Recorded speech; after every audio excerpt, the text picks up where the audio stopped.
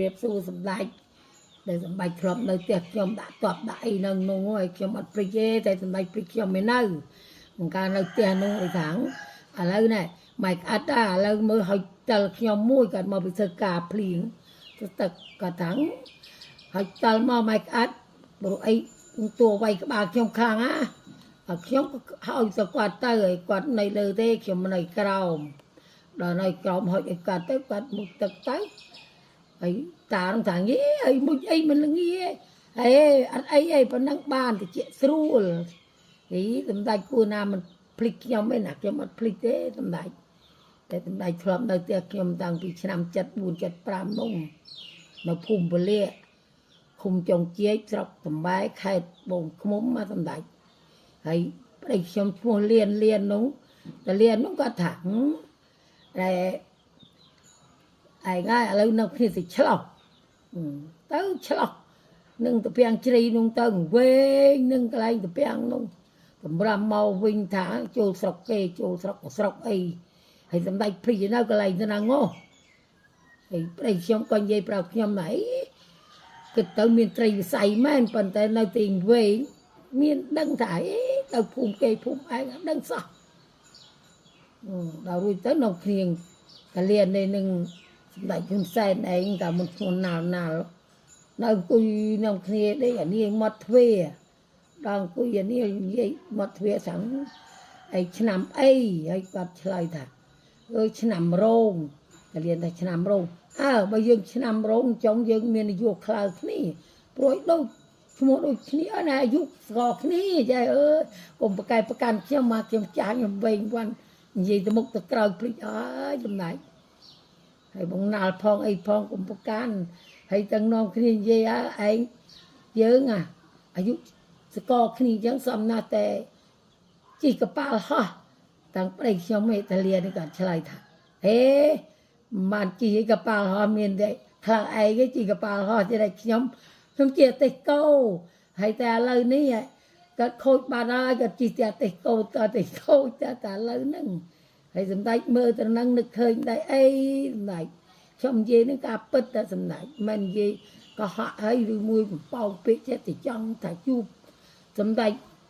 ហើយចេះតែថាអត់ទេខ្ញុំនិយាយពិតប្រកបពាក្យសច្ចៈទៀងត្រង់របស់ខ្ញុំមកការពិតរបស់ខ្ញុំនិយាយបើពិតខ្ញុំមិនហ៊ាននិយាយទេសម្ដេចការសម្ដេចមុនឈ្មោះណាល់របស់ខ្ញុំចាំដែរគាត់ជិះក្របឃ្លីសរសេរតុកខ្ញុំនឹងផ្ទះខ្ញុំនោះមានតាំងព្រួតមានតាំងពីក្រេអប់ក្រេក្តាងឺអីនោះទូអីនឹងព្រួតនៅនោះហើយឆេះតាំងអានេះដុតកាលមុនមានតែត្រីអីខាញ់ត្រីធ្វើជាគៀង10ទៅយើងគ្មាន10ច្រឡោះ10អីកាលនោះសម្ដេចព្រីនៅកូនចៅសម្ដេចហ្នឹងឯងកាលនោះលេងតែឆានេះខ្ញុំដល់តែ3ហើយខ្ញុំនៅក្រោមក៏នៅលើមើលដឹងទីមើលដឹងទីពីណាដុតឆេះកូនចៅសម្ដេចច្រើនដែរដូចមួយណាកាលនោះហើយខ្ញុំអត់បំភ្លេចសម្ដេចបានទេខ្ញុំទៅនឹករាល់ថ្ងៃហ្នឹងសម្ដេចឥឡូវហ្នឹងខ្ញុំគ្មានអីទេដូចដឹងស្រាប់ហើយសម្ដេចអើយចាស់ហើយនឹងធ្វើអីបានទេសប្ងៃខ្ញុំប្របាអត់មានទីពឹងទេខ្ញុំមានទីពឹងសម្ដេចហើយព្រោះសម្ដេចជួយខ្ញុំផងខ្ញុំអីទេអស់លីងហើយមានតែពឹងសម្ដេចទេគុណសម្ដេចដូចថាជួយទាំងខ្ញុំនឹងរស់ជីវិតតរងថ្ងៃដោយសារសម្ដេចទៅស្រុកយួនភ្លេចទៅនៅសម្ដេចដែលសម្ដេចទៅកាលនៅផ្ទះតាឆៃហ៊ីតាពុកក្មេកខ្ញុំពេលជាលៀងថាទៅស្រុកយួននោះយើងក៏បានមកទេគឺថាទៅបានឆ្លងផុតដល់ស្រុកយួនយើងបានមកវិញជួបជុំគ្នាមិត្តភក្តិសម្លាញ់អើយឯងទៅហើយណាហើយទៅបានសុខអស់គ្នាខ្ញុំក៏ឲ្យពួរគាត់ដែរថាបើបានមកវិញជួបគ្នាសុខសាន្តត្រានយើងបានជួបគ្នាហើយគាត់បានមកជួបខ្ញុំផ្ទះអត់បានជួបមុខឯណាខ្ញុំទៅរកគាត់បានជួបដល់ពេលជាលៀងហើយជួបនឹងអីផ្ទះប្រពន្ធគាត់នឹងអាការខ្នោខ្ញុំជួបច្រើនកន្លែងនៃគាត់អត់ដែរមកលេខផ្ទះខ្ញុំម្ដងសោះហើយខ្ញុំគ្មានផ្ទះទេផ្ទះនៅលក់អស់សម្ដេចនៅលើខ្ញុំនៅក្រៅមុខផ្ទះនោះ សម្ដេចថាឲ្យមើលសម្ដេចថាមើលប្តីវារើប្រឹងមើលខ្លួនអាប្រយ័ត្នប្រពន្ធបានគេសម្ដេចព្រីនៅនិយាយអញ្ចឹងខ្ញុំចាំខ្ញុំអត់ភ្លេចទេតែពាក្យសម្ដេចនិយាយ